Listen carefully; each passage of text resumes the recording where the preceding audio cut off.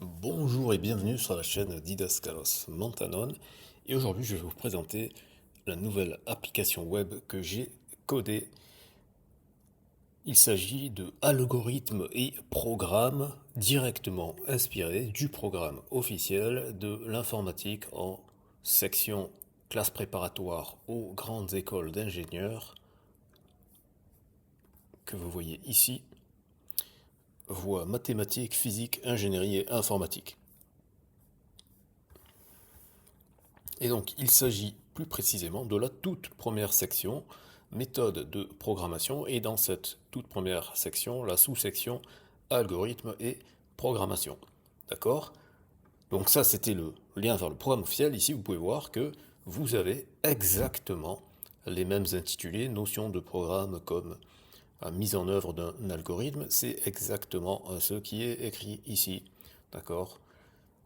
À la différence que là, c'est tout bien structuré, tout bien écrit, tout joli, etc.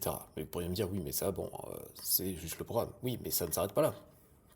Ça, c'était juste pour vous montrer que c'est exactement le programme. Et là, qu'est-ce qu'on a? On a des exemples de code en C et au camel. Hein, je rappelle que ici, si on revient sur le programme officiel, ici, vous avez une appendice qui vous dit quels sont les langages utilisés, le langage C et le langage au camel. Donc c'est important de savoir faire ces choses-là. Donc ici, vous pouvez exécuter le programme. Vous avez le programme totalement détaillé et vous pouvez comme ça ici faire même des petites modifications pour tester ce qui se passe. Ensuite, vous pouvez le télécharger si vous voulez l'exécuter sur votre propre machine.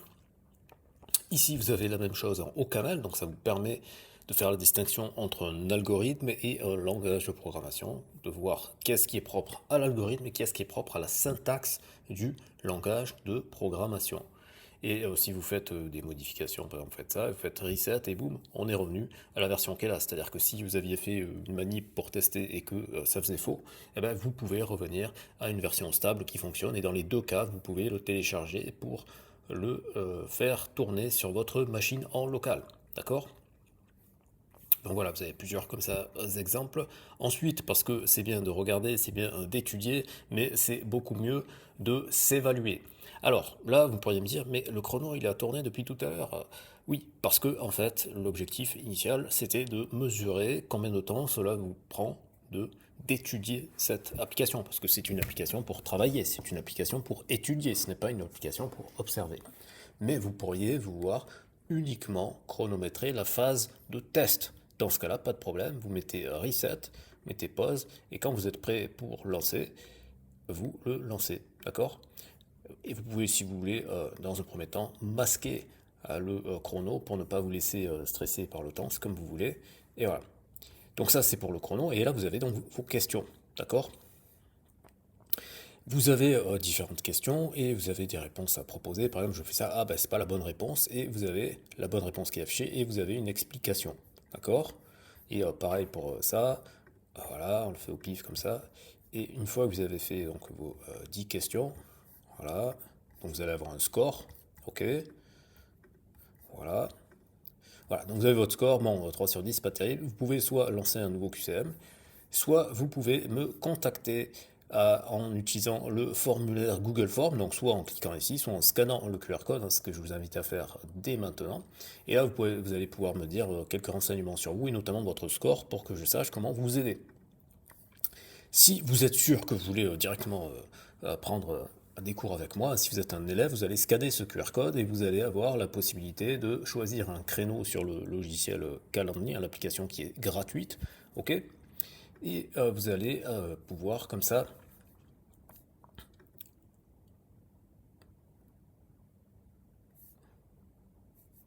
Voilà, alors je pense que ici c'est un petit problème, je vais mettre à jour le lien, mais sinon si vous scannez le QR code ça va fonctionner, puis sinon vous faites sur le Google Form.